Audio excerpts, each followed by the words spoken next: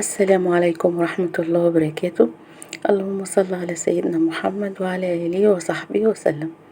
إن شاء الله النهاردة هنعمل الفول المدمس، هنعمله في البيت بطريقة بسيطة وسهلة، كمان مكوناته بسيطة جدا. هنعمله من غير فوالة، هنعمله في حلة عادية جدا. أنا اشتريت دلوقتي نص كيلو من الفول المدمس، بختار الحبة اللي تكون فاتحة وتكون كبيرة، بيكون بلدي وبيخلي اللون بتاع الفول حلو، بيكون فاتح. اهم شيء نختار الحبة اللي تكون فاتحة بالشكل ده. هنقيه كويس جدا وبعد كده هغسله كويس ونحطه في بولة وننقعه كده في المية حوالي 8 ساعات. انا نقعته 8 ساعات، ممكن تنقعيه من بالليل لحد الصبح، لان البقوليات لازم تتنقع عشان تطرد السموم. بعد كده صفيتها كويس من المية، وزي ما انتم شايفين الحباية ضعفت وكبرت بالشكل دون.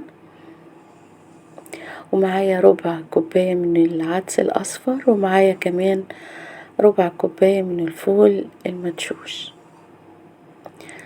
معايا كمان ربع معلقة من الكركم، وكمان نص ليمونة. الكركم بيدي لون حلو جدا للفول، وكمان بيبقى مضاد للأكسدة، وطبعا عارفين الفوائد بتاعته. بجيب بقى الحلة بتاعتي، اي نوع حلة من غير فوالة خالص، وهيطلع كمان جميل جدا. حطيت الفول في الاول وبعدين نزلت بالعدس.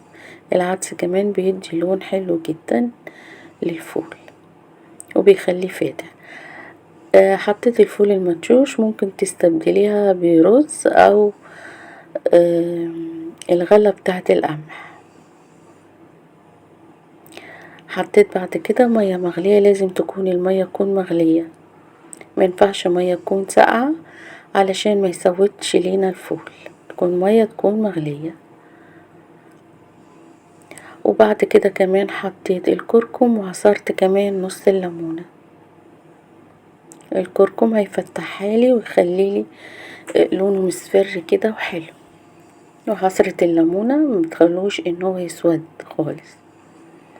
تمام بالشكل ده. وهرفعه بقى على النار، انا حطيت المية المناسبة ليه، وهرفعه على النار. واول ما يبتدي يغلي ههدي النار خالص عليه زي ما انتوا شايفين كده. اول ما غلي قلبته كويس كده من تحت لفوق زي ما انتوا شايفين، وبعد كده ههدي النار اخليها شمعة. تمام كده زي ما انتوا شايفين. وبعد ساعة ونص فتحت الغطا عليه وقلبته، وكان بالشكل اللي انتوا شايفينه ده.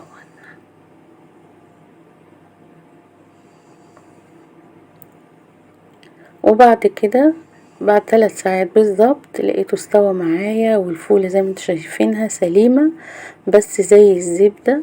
والمية بتاعة الفول زي ما انتوا شايفين تقيلة، من غير ما نحط اي مكونات تانية، يعني ولا حطينا دقيق او نشا خالص، لا، نفس المكونات اللي احنا حطيناها هي اللي اديته اللون الجميل ده والتقل الحلو اللي انتوا شايفينه ده. طبعا لو كانت احتاجت مية سخنة بنكون بنغلي مية سخنة وبنزودها. هي ما خدتش معايا مية تاني غير كوباية واحدة. لازم تكون المية مغلية، ما تكونش ساقعة.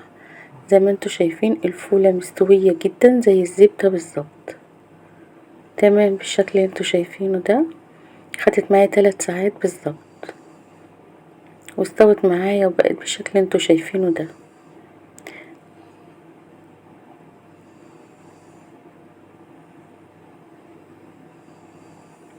بعد كده بقى هنجيب البولة وحطيتها فيه، وزي ما انتوا شايفين الفولة سليمة، المية بتاعتها تقيلة وجميلة جدا. اللون بتاع الفول مصفر وحلو جدا. الوقت بقى ان اللي بيحبها بالطريقة دي هيعبيها بقى في اكياس او في علب من علب التلاجة. اللي بقى بيحبها كريمي خالص عشان بيبقوا اطفال مبيحبوش القشرة بتاعة الفول، بيضربها بالهند بريندر اللي عنده او بالخلاط. في الخلاط انا هضربها بعد ما تهدى وتبرد، هضربها في الخلاط وهنشوفها بعد ايه ما اضربها في الخلاط. تمام بالشكل اللي انتوا شايفينه ده، كريمي جميلة قد ايه بالشكل ده. لونها فاتح جدا، ما سودتش خالص معايا، وطلع جميل جدا، ووفرنا كتير، هينفع في الفطار وينفع كمان في سحور رمضان، جميل جدا. وكمان لانه في البيت بيكون انضف واحسن طبعا كتير. اجيب بقى الاكياس التلاجة ونبتدي نعبيها على قد ايه افراد الاسرة وعلى قد الكمية المناسبة ليكي.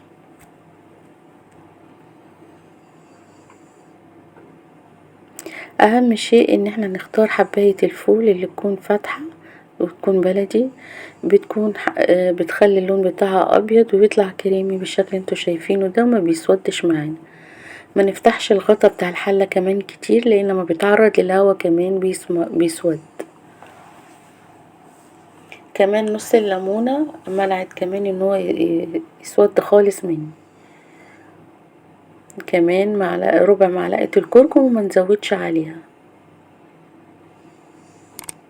ممكن الفول المدشوش ممكن تستبدليه برز، او ممكن بمعلقتين رز، او ممكن معلقتين من الغلة بتاعة القمح، بتطلع برضو نفس النتيجة من غير فوالة. بتعمل في حلة عادية جدا، وانا عملتها في حلة ألمونيا ولا حصل فيها اي حاجة، طلع في منتهى الجمال. لو خايفة ان يحصل اي حاجة تلزق او اي حاجة، ممكن نحط تحتها الشياطة. تمام بالشكل انتوا شايفينه، وانا عبيتهم كده في اكياس زي ما انتوا شايفينه كده.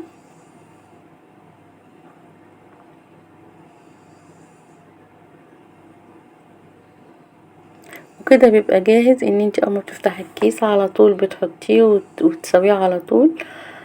وطبعا كلنا عارفين ان الفول له انواع كتيرة جدا ان احنا نعملها، كل واحد برضو على حسب ما بيحب. بتمنى الفيديو يكون عجبكم، لو عجبكم متنسوش اللايك والاشتراك في القناة. السلام عليكم ورحمة الله وبركاته.